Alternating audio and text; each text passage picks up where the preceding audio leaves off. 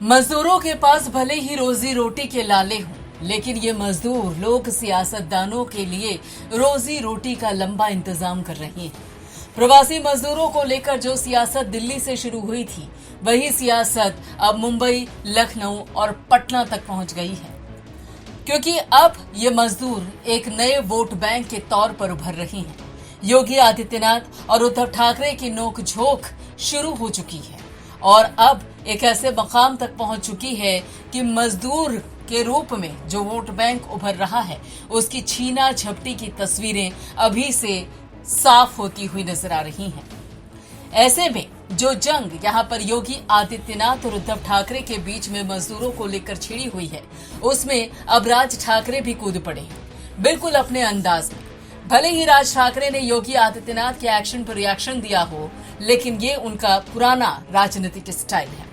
ऐसे में एक तरफ जहां मजदूर सियासतदानों के लिए वोट बैंक बन रहे हैं, तो वहीं चाहे यूपी की सरकार हो या महाराष्ट्र की, सभी इस वोट बैंक को अपने पक्ष में करने पर उतारू हैं।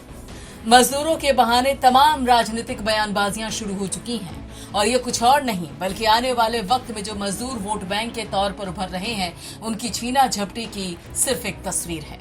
अभी योगी आदित्यनाथ और उद्धव ठाकरे के बीच मजदूरों को लेकर तू मैं चल ही रही है और दोनों ही मजदूरों से पल्ला झाड़ते हुए नजर आ रही हैं। भले ही एक तरफ बयानबाजियों में उद्धव ठाकरे अपने आप को मजदूरों का हितैषी बता रहे हों या फिर सीएम योगी आदित्यनाथ अपने आप को मजदूरों का रहनुमा बता रहे हों, लेकिन अगर जमीनी हकीकत पर गौर किया जाए तो दोनों ही अपना पल्ला मजदूरों से झाड़ते हुए नजर आ रहे हैं। मजदूरों को लेकर योगी और उद्धव के बीच में छिड़ी जंग में राज ठाकरे चूंकि एंट्री मार चुके हैं और बहती गंगा में हाथ धोने की तैयारी भी कर चुके हैं। ऐसे में अगर देखा जाए तो ये पैतरा राज ठाकरे की पॉलिटिक्स लाइन को काफी सूट भी करता है। उधर शिवसेना ने यूपी के मुख्यमंत्री को जहां हिटलर कहा, तो बयानों की राजनीति में योगी आदित्यनाथ ने उद्धव ठाकरे को मजदूरों की सौतेली मां बता दिया।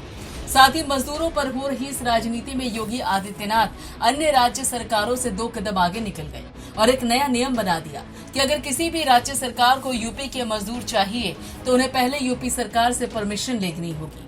ऐसे में राज ठाकरे को मानो कहीं से दबा हुआ खजाना मिल गया हो और मौके को लपकते हुए उन्होंने कहा कि मजदूरों पर हो रही सियासत की नींव में एक की लौ ठोक दी और बयान दिया कि अगर कामगारों के लिए यूपी सरकार से इजाजत लेनी होगी तो आगे से बाहरी मजदूरों को भी महाराष्ट्र में काम करने के लिए सरकार और महाराष्ट्र पुलिस से इजाजत लेनी होगी। ऐसे में महाराष्ट्र में बाला साहेब ठाकरे से जो लड़ाई मराठी बनाम बाहरी शुरू हुई थी, उसे राज ठाकरे के बयान ने और हवा दे दी है। महाराष्ट्र शिवसेना, कांग्रेस और एनसीपी की सरकार बनने के बाद जिस राज ठाकरे की राजनीति कहीं खो गई थी, प्रवासी मजदूरों के नाम पर एक बार फिर से राज ठाकरे की राजनीति को संजीवनी मिल गई है। ऐसे में भले ही मजदूर राज ठाकरे के लिए वोट बैंक न बन पाए, लेकिन अगर कुछ कामगार यूपी या बिहार नहीं लौटे और जैसे तैसे महाराष्ट्र में टिके रहे, तो राज ठाकरे के लोग फिर से उत्पात मचाएंगे। ऐसे में राजनीति तो राज ठाकरे की चमकेगी, लेकिन पिसेगा मजदूर, क्योंकि राजनीतिक बिसात की मोहरे बना मजदूर सिर्फ भटक रहा है, क्योंकि ना तो यूपी की सियासत उसका हाथ थामने को तैयार है और ना ही महाराष्ट्र के सियासतदान मजदूरों से कोई सरोकार रखने को तैयार है। और आप हमसे जुड़े रहने के लिए सब्सक्राइब करें यूट्यूब पर, फॉलो करें ट्विटर पर और लाइक करें फेसबुक पर। और ज्यादा जानकारी के लिए न्यूज नशा की वेबसाइट पर जाएं। आपको टाइप करना होगा सिर्फ न्यूज नशा।